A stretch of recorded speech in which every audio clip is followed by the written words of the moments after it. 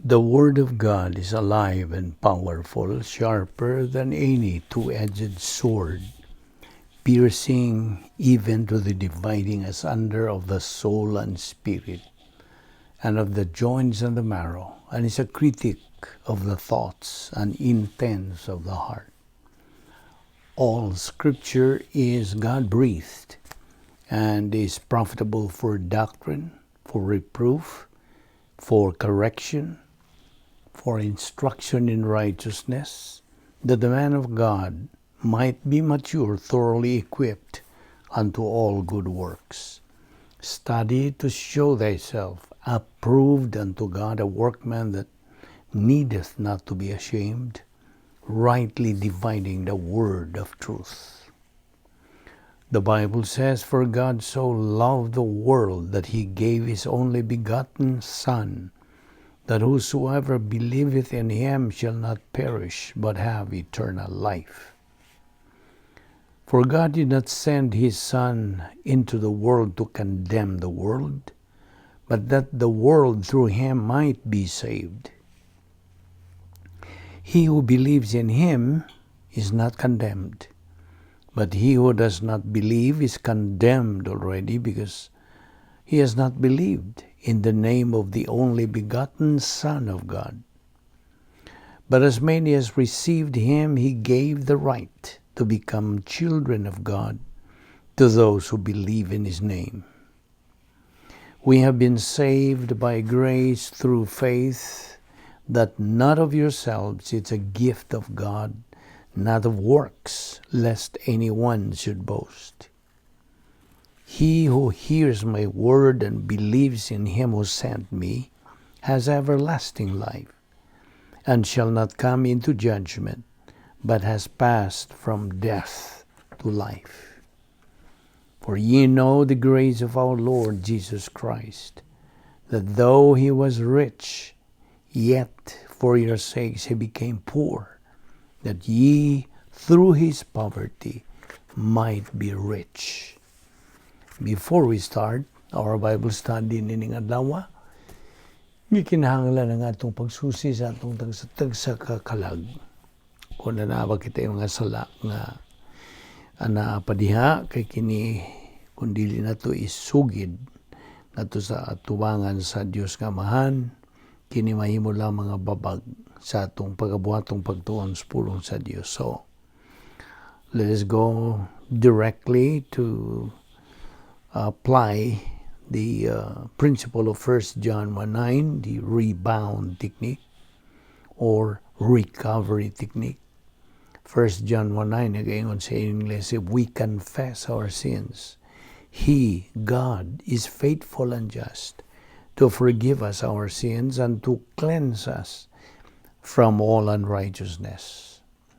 But for you, unbeliever, aniya karon nagpaminaw ning atong pagtuon sa pulong sa Dios, kon wala ka pa'y kaluwasan, wala ka pa maghahimog desisyon sa pagtuo kang Ginoong Jesucristo, giagda ka karon, giawhag ka sa paggamit niya ng imong kabubuton, your free will, aron makahimo ka sa labing hinungdanong desisyon sa tibuok mong kinabuhi. Ang desisyon sa pagtuo kang Ginoong Jesucristo, ingon nga imong personal nga manluluwas. Kaya ang mga buhat, Kapitulo 16, versikulo 31, nag-ingon man sa in English, believe on the Lord Jesus Christ, and thou shalt be saved. Busa, sa hilo magandam tas tong kaugalingon.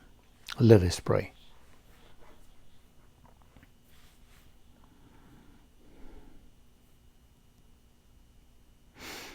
Bala na mo nga Dios, nagpasalamat kami kanimo unas tanan sa imong pagdala kanamo nining dapita sa makausapa, aron kami makapadayon sa pagtuon sa imong balaang pulong. Salamat o Dios.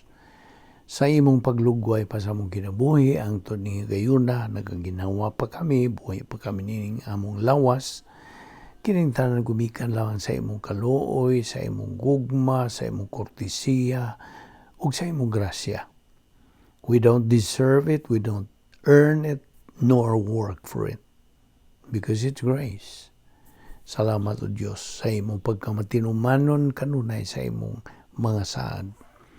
Ubani kami, nining among pagtuon sa imong pulong ning adlaw, pinagi sa pagtudlo kanamos balang Espiritu Santo, the only teacher of truth, our mentor, busa salamat ni intanan. Ubani kami, tultuli kami, pasabta kami og tataw sa imong kamatuoran, labi na nining among hilisgutan bahin sa kaluwasan. Soteriology, the doctrine of salvation. Kining tanan among gipasalamatan sa ngalan ni Ginoong Hesukristo. Amen. Well, maayong adlaw sa tanan natong mga subscribers ug sa atong mga higala, atong mga silingan, kamo nga bag-o pa, mao pa'y pagsuway ninyo nining atong pagtuon sa pulong sa Dios. So, welcome kaninyo usab kan mga kaigsuonan nato nga fellow believers. Maayong adlaw kaniyong tanan og I hope anamos may panglawas usabog karon magpadayon kita sa atong pagtuon sa pulong sa Dios. Okay, niya pa kita magatuon sa the doctrine of soteriology, the doctrine of salvation. Now, kagahapon, atong gibiyaan katong punto nga bahin gihapon, of course, sa kaluwasan nga ang usa ka tawo nga who spurns or rejects the one who suffered untold agony dito sa cross nga mao'y puli kaniya sa pagbayad sa atong utang sa sala. Kung imo siyang isalikway, si Ginoong Hesukristo, mao man ang atong substitute dito sa cross. Once you reject sa iyang gibuhat, then there is an appalling consequences, makalilisang nga sangbutanan. So, kita nga mga magtotoo, we are supposed to be motivated to witness for Christ ngadto sa mga dili magtotoo. Ug atong gisgutan kagahapon ang tulo ka mga hinungdan ngano nga ang usa ka magtotoo madasig. Okay? What motivates a believer to witness for Christ? Ang naguna niini sa diha nga ang maong magtotoo napunan sa Espiritu Santo. Of course, sa diha nga he is filled by God, the Holy Spirit, then that motivates him or her to witness for Christ. That's number one. Number two, he knows that the gospel assures eternal salvation to a person who believes in Christ as Savior. Naibaw siya nga ang mayong balita sa kaluwasan garantiya o kinabuhing wala na katapusan. Ngadto kaniya nga mutuo kang Ginoong Hesukristo nga iyang manluluwas. And in fact, mao man kini ang kabubuton sa Dios nga ang tanan nga tao maluwas. 1 Timothy 2:4, God wills that people believed in the truth in salvation, that it is God's will that people get saved and come to the knowledge of the truth. Mao gina ang 1 Timoteo 2:4. Ug ang ikatulo, nasayod ang maong magtotoo sa kaugmaon sa usa ka dili magtotoo. Ibaw siya, klaro. He knows the future of an unbeliever, that he is destined to be cast to the lake of fire, which is a horrible future. Mangilngig, makalilisang kaugmaon, o ang grabing awa na katapusan. So in conjunction with this, Matthew chapter 9 verse 37 nagaingon, the harvest is plentiful, but the workers are few. Well, ang atong Ginoo hisgot niini bahin sa pag-ani, the harvest of souls, ang pag-ani sa mga kalag. So this is spiritual harvest. Ang bersikulo 38 nagapadayon sa pag-ingon, therefore ask the Lord of the harvest to send out workers, laborers into his harvest. Now, diwan ini nga, ang paagi sa Dios is always the best, dili ang iha sa tao. Naman sa Isaiah 55:9 unsa man. For as the heavens are higher than the earth, so are my ways higher than your ways, and my thoughts than your thoughts. So, itanom, itisok ang pulong sa Dios diha sa imong kasing-kasing, kay kini sila they reap rich dividends. So the laborers are few. Ang mga magbubuhat, gamay ra, yutay ra. So he wants unbelievers to believe in Christ. And so, unsa man ang pagabuhato niya. Tubag, witness to them so they can make a decision to come to faith in Christ and get saved. Now, di man ini, ang usa ka magtotoo nga nagsaksi bahin ni Ginoong Jesucristo ngadto sa mga dili magtotoo apan they don't get positive response, he is not a failure. Dili ra ba? Never. Gani ang atong Ginoong Jesucristo mismo has never been a failure tungod kay he got negative responses from some people.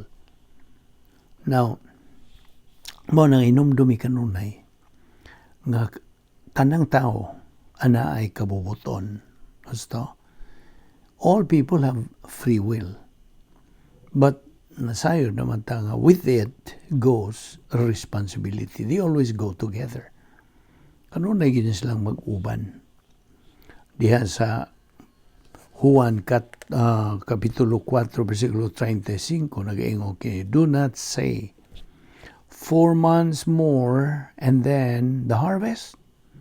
I tell you, open your eyes and look at the fields. They are ripe for harvest. Now, kining gihisgutan din nga the fields, mao ni ang kalibutan. That's the entire human race. Ang pulong sa Diyos, this 1 Timothy 2:4, again, akong kutloon kini nagaingon, God wants the world to be saved. In fact, ang iya gyud nga pagkasulti sa in English, 1 Timothy 2:4, God wills that all will be saved and come to the knowledge of the truth. So mo na nga kanang you are exhorted as a believer to pray every day for the salvation of unbelievers. And get this, ang gitawag og never-ending goal sa matag magtotoo, mao ang pagsaksi sa kalibutan bahin ni Ginoong Jesucristo. It is to witness the world for Christ. Busa, ayaw kalimti katong mga buhat, Kapitulo 16, versikulo 31 nga nag-iingon, believe on the Lord Jesus Christ, and thou shalt be saved. Now, kaluwasan, atong tukion karon ang bahin sa nahitabo gyud ni Ginoong Jesucristo dito sa cross. Christ's death on the cross. Ang prinsipyo din nga atong tutukan mo kini. ang krus una kaysa korona. In other words, the cross before the crown. Now, ang atong Ginoong Hesukristo, gibitay, gilansang dito sa cross, gikas alas 9 buntag ngadto sa alas 12 sa udto. Human siya kanang gidali-dali yun nila. He was railroaded by unjust court proceedings. Kadtong tanan, mga illegal nga mga paghusay. All illegal trials.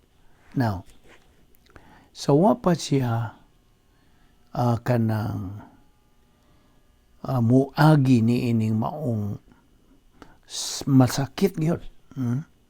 Sakit o giingon sa in English, ignominious procedures. Hinumduman nato nga si Ginoong Jesucristo went to the Garden of Gethsemane aron sa pagampo ngadto sa iyang langit ng Amahan. So iyang gida kaniya ang tulo sa iyang mga disipulo. Sila si Pedro, ang duha ka anak lalaki ni Zebedee. Instead of keeping watch, inay nga sila magabantay unta sa atong Ginoong Jesucristo samtang siya magaampo nangatog manoon ni sila. They fell asleep. Now, sa iyang pagampo ngadto sa iyang langit ng Amahan, he uttered these words. Mao ni iyang gipamulong. Amahan ko, diya sa langit, kung mahimo pa unta, ipalabay lang ning kupa gikan kanako. Apan dili ba na akong kabuton matuman, kundili ang imuha. Father in heaven, if it is possible, let this cup pass from me. But nevertheless, not my will, but thine be done. Namalas Mateo 26:39. Og paminaw, katuloning maong pagampo, giampo ni Ginoong Jesucristo. He said this prayer 3 times. Now, samtang siya nag-ampo, nakahigayon gihapon siya to think about you. You see? Ikaw giuna-una ni Ginoong Jesucristo samtang nag-ampo siya. Gani ang atong Ginoong Jesucristo miagi sa iyang intero nga pasyon, going to the cross aron sa pagluwas kanimo from eternal condemnation. And of course, foremost ang iyag yung kanang desire, foremost is his desire to obey his Father's will, nga makatuman siya sa kabubuton sa iyang langit ng Amahan. Karon, gikas alas 12 udto ngadto sa alas 3 sa palis, nagapas-an na siya sa tanan atong mga sala. Iyang gidawat ang tanang mga sala sa intiro sa tibuok kaliwatan sa tao gikan ni Adan down to the last person who would still be born on this earth. Ug mao kadto ang kinasakitan, kinapaitan, the most excruciating experience nga giagian sa atong Ginoong Jesucristo. He who knew no sin was made sin for us, so that we may be made the righteousness of God. 2 Corinto 5:21. Siya mo'y puli kanato nga nagapasan sa atong mga sala. He was our substitute sin bearer. Dias 1 Pedro 2:24 unsay gisulti diha.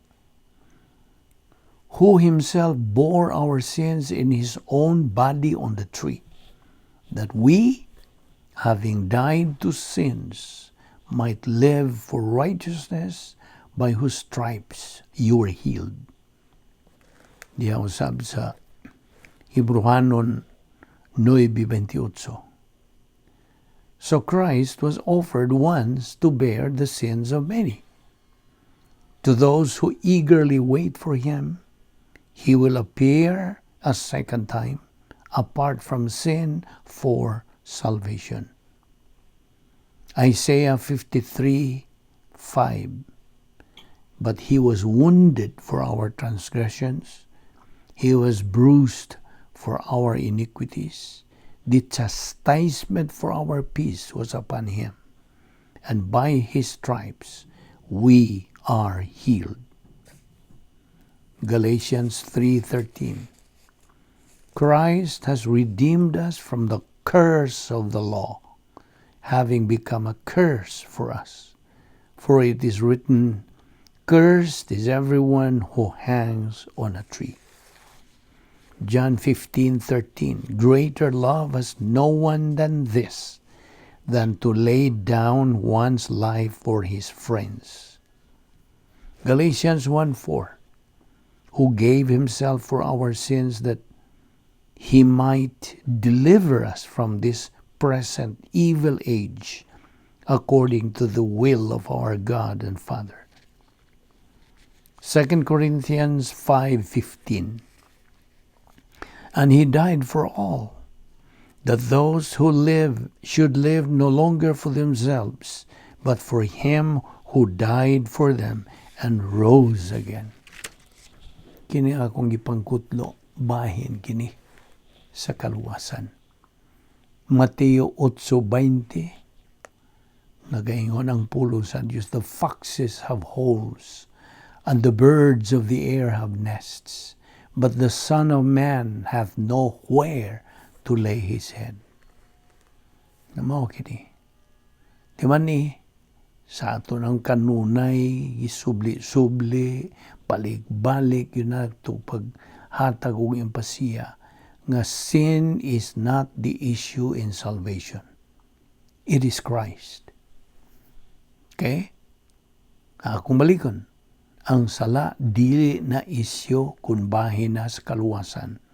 Si Ginoong Jesucristo, maitinuod nga isyo. So, mao ni pangutana sa in English, what do you think of Christ? Or what think ye of Christ? Kay ubos sa gitawag nga biblical law of double jeopardy. Man can never be tried twice for the same crime. Sin. Paminaw. Ang sala, usa ka krimen atubangan sa balaan o matarong nga Diyos ni ining universo. Sin is a crime before the holy and righteous God of the universe. It is an offense to God. Evil is. It is an offense to His holiness. It is an offense to His righteousness. O sa giingon sa in English, in the condescension sa ikaduhang persona sa balaang Trinidad, si Ginoong Jesucristo, na himong sakop sa kaliwatan sa tao. He became a member of the human race. He is likened to a worm. Gipaka sama siya usa ka od, which was crushed. Na diha makita nimo sa 2 Psalm, versikulo 6 nga nagaingon, but I am a worm and no man, a reproach of men and despised by the people. Ang atong Ginoong Jesucristo, kanang yatakan, was crushed for our iniquities and transgressions. Na sa Isaias 53:5 nga to sa 6. So, naanay panagbangi, ning tunga ang panagbangi tali sa tawag sa Dios tungod sa sala ug sa dautan, because of sin and evil. So, si Ginoong Jesucristo nahimo maoy unsa pasiguli sa tao ngadto sa Dios. Christ came to reconcile man to God. Si Ginoong Jesucristo mao ang nagalukat sa atong mga sala. He was the sin bearer. May voluntaryo siya siyang kaugalingon to come down to this tiny earth ug nahimo siyang 100% tao. Og sasama usab nga higayon at the same time 100% God. Mao kini ang doktrina sa hypostatic union of our Lord Jesus Christ. Now, tanawa ra God, ang usa ka tawo nga mo angkon nga siya manluluwas, nanginahanglan siya kanang he can meet all the qualifications. Now, the only qualification to be the Savior of the world was for one to be paminaw. Una nini, gawa siya sa lang original ni Adan. Adam's original sin, wala siya niya. Ikaduha, gawa siya ay kinaiyang makasasala, old sin nature. Ikatulo, gawa gyud siya makabuhat og bisag gamay nga personal nga sala. Ikaupat, nga siya na nag-iya og hingpit nga pagkamatarong. O ang ikalima, nanginahanglan nga siya usa ka hingpit nga sakop sa kaliwatan sa tao. I will repeat. Kung mali ko na rin na nimo na makalimtan. Without Adam's original sin, without the old sin nature, without any personal sin, he possessed perfect righteousness. He must be a perfect member of the human race. Morning lima.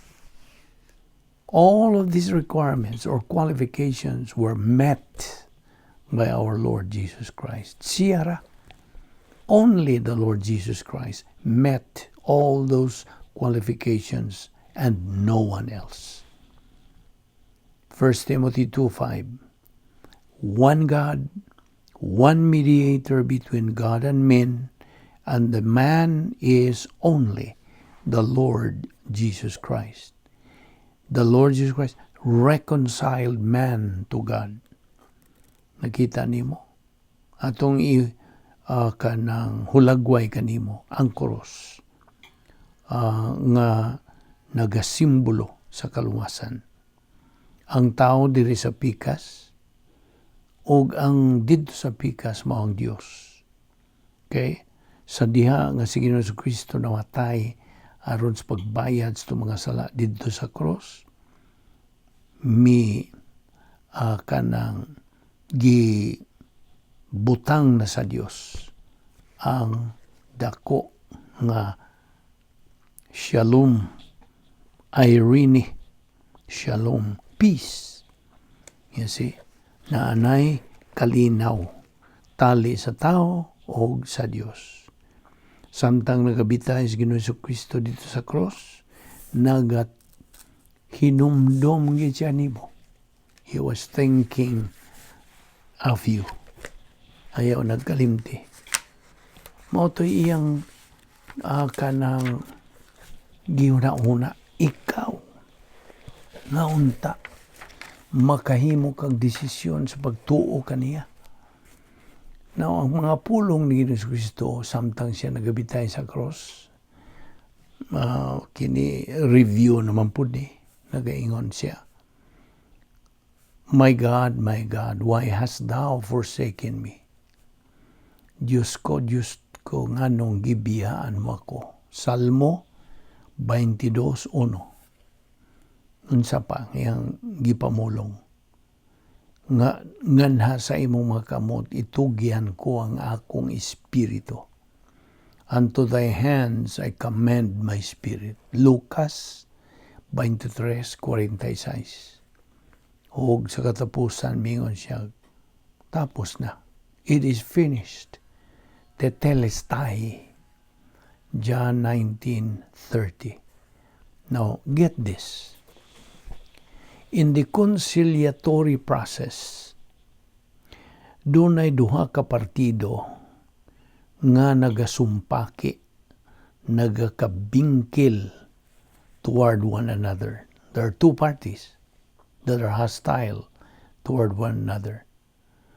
Ang Diyos is hostile toward man because of man's evil.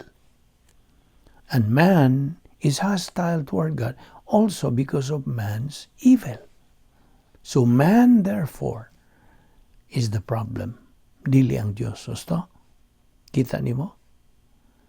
And so, the way the reconciliatory process is completed is, paminaw na, it is by man changing his attitude.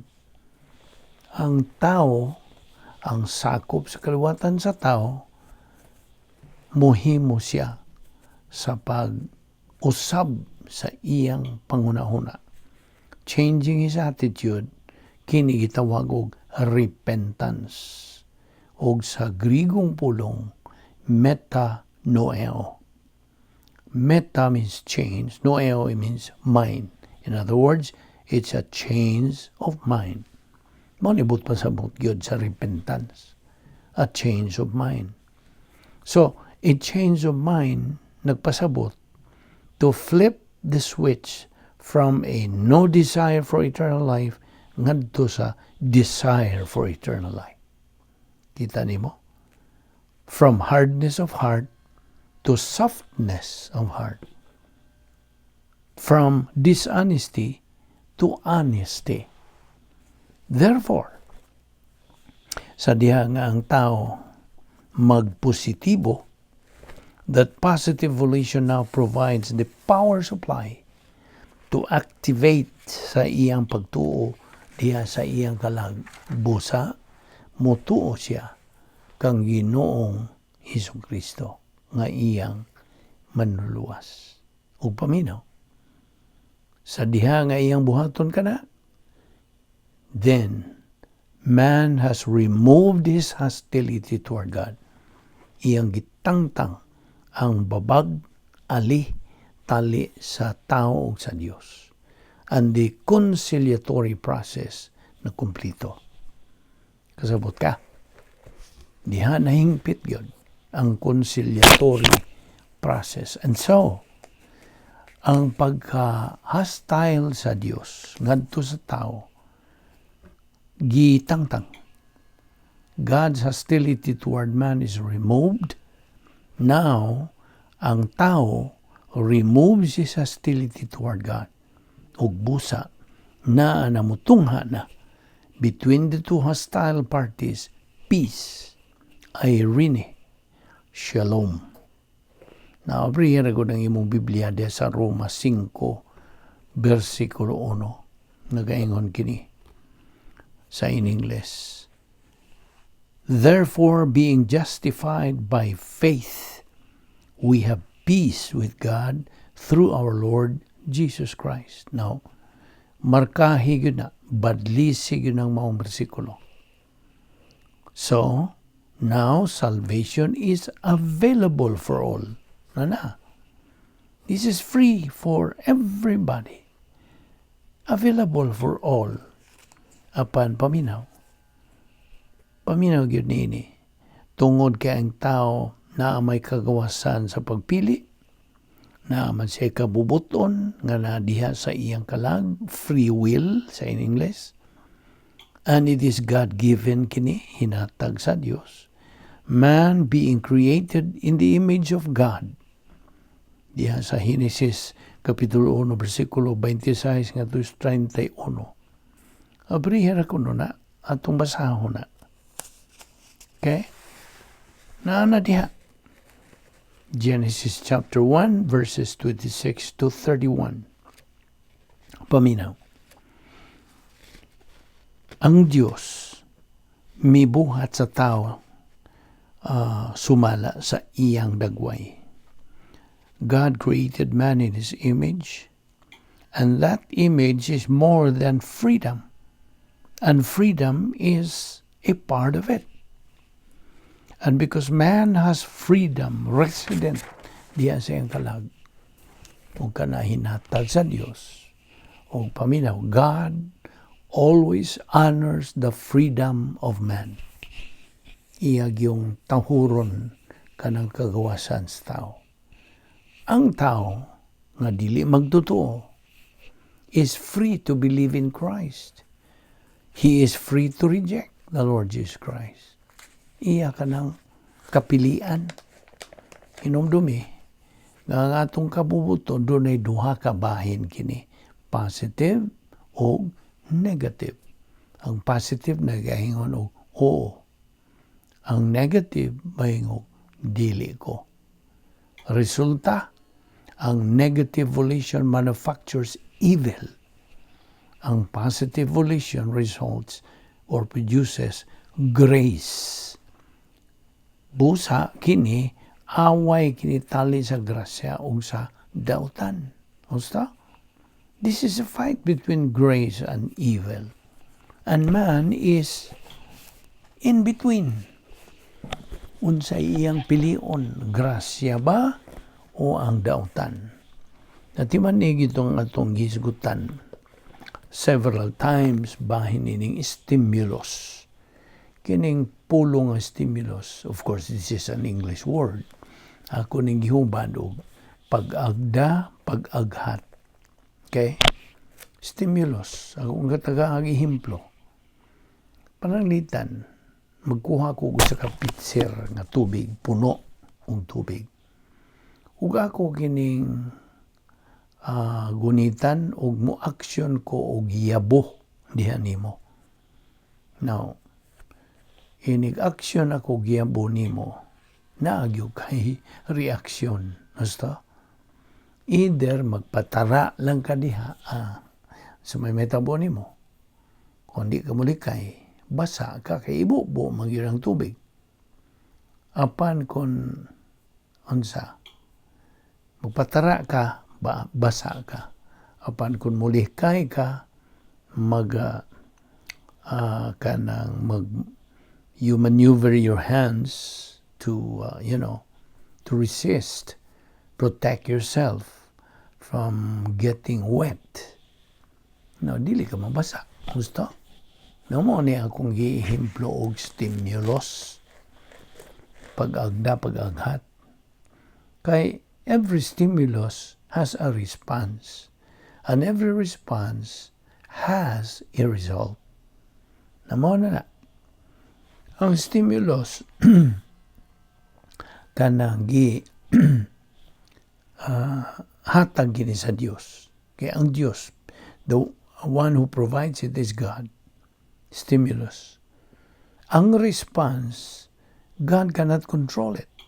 Dili na siya maka-control nimo. Ang result, of course, it is God who controls it now.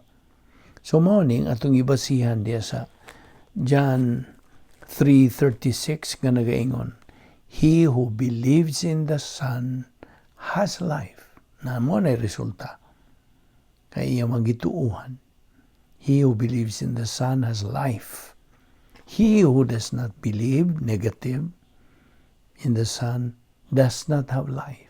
But the wrath of God abides on him.